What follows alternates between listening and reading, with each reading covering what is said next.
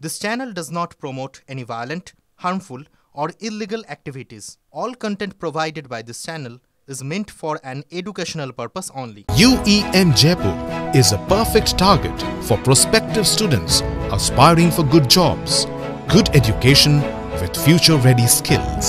এই মুহূর্তে breaking news দিয়ে একটা আপডেট দিয়ে আপনাদেরকে প্রায় 20 ঘন্টা তল্লাশি অভিযানের পর সুজিত বসুর সল্টলেকের বাড়ি থেকে বেরিয়ে গেল ইডি।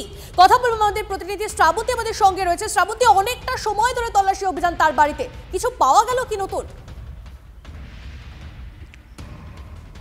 দেখো, নতুন এখনো পর্যন্ত কি পাওয়া গেছে সেটা নিয়ে কোনো স্পষ্ট কিছু জানায়নি ইডি। সরাসরি সেই বাড়ির সামনে দেখাবো যে অফিসে সুজিত বসু বসেন এবং সেখানেই একটি আমরা দেখতে পাচ্ছি যে এখানে সাক্ষাতের সময়ও রয়েছে। সুজিত বসু সোমবার থেকে শুক্রবার পর্যন্ত বসেন, যদিও গতকাল পুরো অফিস বন্ধ ছিল। ইডি 17টি যে বিভিন্ন জায়গায় রেড করে তার মধ্যে সুজিত বসুর বাড়ি ছিল এবং দমদমের কাউন্সিলর তার বাড়িও ছিল। একই সঙ্গে সুজিত বসুর সম্ভবত যেটা মনে করা হচ্ছিল যে পুরো নিয়োগ দুর্নীতি সহ বেশ কিছু ট্রানজ্যাকশন, সেই সম্পর্কে তথ্য সঠিকভাবে না থাকার জন্য ইডি এই রেড চালিয়েছে। 20 ঘন্টা পরে ইডি আধিকারিকরা এখান থেকে বেরিয়ে যান। এখনো পর্যন্ত বাড়ির সামনে একেবারেই ফাঁকা রয়েছে। গতকালই সুজিত বসু তিনি মুখ খুলেছিলেন মিডিয়ার সামনে, তিনি স্পষ্ট জানিয়েছিলেন যে ভোট আসলেই ইচ্ছে করে এই ধরনের কার্যকলাপ করায় ইডি তখন সক্রিয় হয়ে ওঠে এবং এটা তাদের একটা এজেন্ডা। এর আগেও বহুবার তারা এই জিনিসটা দেখেছেন এবং সম্পূর্ণরূপে একেবারে প্রতিহিংসামূলক আচরণ এটা একটা, এই ধরনের অভিযোগ তিনি এনেছিলেন। আজকের এখনো পর্যন্ত বাড়ির সামনে আর কোনো গাড়ি নেই। সুজিত বসু থেকে শুরু করে ইডি আধিকারিকরা চলে যাবার পরে আর আপাতত এখানে সেই অর্থে কোনো মুভমেন্ট নেই। এটা স্পষ্ট হয়ে যাচ্ছে যে কিভাবে কি পাওয়া গেছে এখনো পর্যন্ত তার খোলসা না হলেও 20 ঘন্টা যে রেড হয়েছিল তারপরে বেশ কিছু কাগজপত্র পেয়েছে ইডি, এমনটাই জানা যাচ্ছে। নজর রাখো শ্রাবন্তী, ধন্যবাদ। প্রায় 21 মাসের ব্যবধান, পুরসভায় নিয়োগ দুর্নীতির তদন্তে ফের ইডি স্ক্যানারে দমকল মন্ত্রী। দিনভর তল্লাশি চলল সুজিত বসুর অফিস, রেস্তোরাঁ ও ঘনিষ্ঠদের বাড়িতে। নিয়োগ দুর্নীতির টাকা কি খাটানো হয়েছে ব্যবসায়, সেই তথ্যের খোঁজেই ইডির হানা বলে সূত্রের খবর। দক্ষিণ দমদম পুরসভার উপপুরপ্রধানের ভূমিকাও খতিয়ে দেখছে কেন্দ্রীয় এজেন্সি।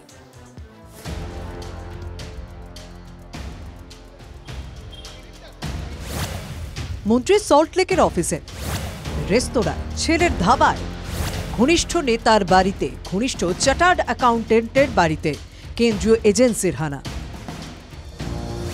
21 মাস পরে ফের একবার পুরসভায় নিয়োগ দুর্নীতির তদন্তে ইডি স্ক্যানারে মন্ত্রী সুজিত বসু। এই BC 8880 তিনি বিধায়ক হিসেবে কার্যালয়টিকে ব্যবহার করেন। ভেতরে দেখতে পাচ্ছ কেন্দ্রীয় বাহিনীর জওয়ান তারা রয়েছেন এবং সুজিত বসুর এই অফিসের ভেতরে এই মুহূর্তে ইডি অফিসাররা তল্লাশি চালাচ্ছেন। 8 ঘাট বেঁধে একসাথে 10টি জায়গায় একই সময় তল্লাশি অভিযান, একসাথে সকাল 6টা থেকে শুরু হয়েছে। ডিজি, সিবিআই, আইটি সবাই জানে এগুলো এখন উদ্দেশ্য প্রণোদিত, ওপর থেকে প্রেশার পলিটিক্স। যত নির্বাচন আসবে তত এসব বাড়বে। ভয় থাকলে আর ঘরে বসে থাকতাম, তাহলে পালিয়ে যেতাম।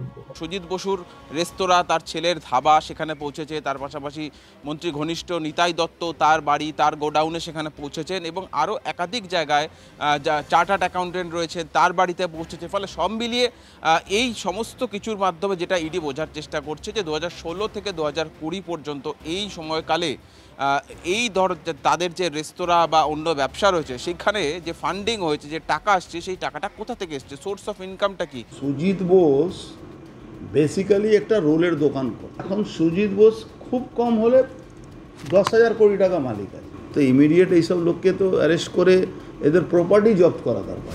2024 লোকসভা ভোটের আগে 12ই জানুয়ারি দমকল মন্ত্রী বাড়িতে হানা দিয়েছিল এনফোর্সমেন্ট ডিরেক্টরেট। এখন সামনে 2026 বিধানসভা নির্বাচন। মন্ত্রীর অভিযোগ, এই তল্লাশির পিছনে আছে ভোট রাজনীতির স্বার্থ। আমি মনে করি সবটাই ভোটের রাজনীতি, এটার মধ্যে কোনো অন্য কিছু ব্যাপার নেই। এইভাবে না বলে কারোর অফিসে ঢুকে যাওয়া, তো এটা হতে পারে যে আমাদের যা কাগজপত্র আছে তার মধ্যে অন্য কাগজপত্রকেও ঢুকে দিতে পারে। এরপরে আমরা আইনের যা ব্যবস্থা আছে সেগুলো নিশ্চয়ই আইনের মাধ্যমে। সুজিত বসুর ঘনিষ্ঠ দক্ষিণ দমদম পুরসভার উপপুরপ্রধান নিতাই দাসের বাড়িতেও হানা দেয় ইডি। এবারে নিতাই দত্তর বাড়িতে গিয়ে নিতাই দত্ত যেহেতু রয়েছেন তাকে জিজ্ঞাসাবাদ করা এবং এই একতলার ঘরে কিন্তু দীর্ঘ সময় ধরে জিজ্ঞাসাবাদ করা হচ্ছে এবং বেশ কিছু যে ডকুমেন্ট সেগুলো কিন্তু এখনও তল্লাশি করা হচ্ছে। গত বছর 12ই জানুয়ারি দমকল মন্ত্রী সুজিত বসুর পাশাপাশি তৃণমূলের তৎকালীন বিধায়ক তাপস রায়ের ফ্ল্যাটেও হানা দিয়েছিল কেন্দ্রীয় এজেন্সি। এর কয়েক মাস পরই তাপস রায় তৃণমূল ছেড়ে বিজেপিতে যোগ দেন। সে কথা মনে করিয়েই তৃণমূল রাজনৈতিক প্রতিহিংসার অভিযোগে বিজেপিকে বিঁধছে।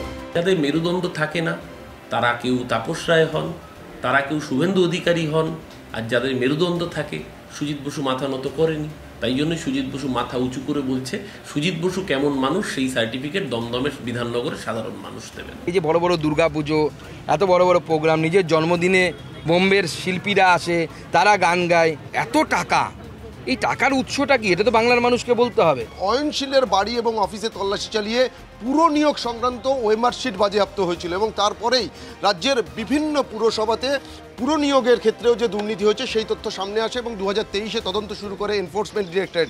পুরসভায় নিয়োগ দুর্নীতি তদন্তে কেন্দ্রীয় এজেন্সি। তৃণমূল যেমন একে রাজনৈতিক প্রতিহিংসা বলে দাগিয়ে দিচ্ছে, তেমনি বঙ্গ বিজেপির অনেক নেতাই এজেন্সির তদন্তের গতি প্রকৃতি নিয়ে উষ্মা প্রকাশ করছেন। সবচেয়ে বড় প্রশ্ন এখন এটাই যে তদন্তের শেষ কোথায়? পুরসভায় নিয়োগে দুর্নীতির মাথাটা কি আদৌ ধরা পড়বে, নাকি মরশুমি তদন্তের ভুলভুলাইয়ায় হারিয়ে যাবে? সুজয় পাল, সুশোভন ভট্টাচার্য ও রঞ্জিত ধরের রিপোর্ট, TV9 বাংলা।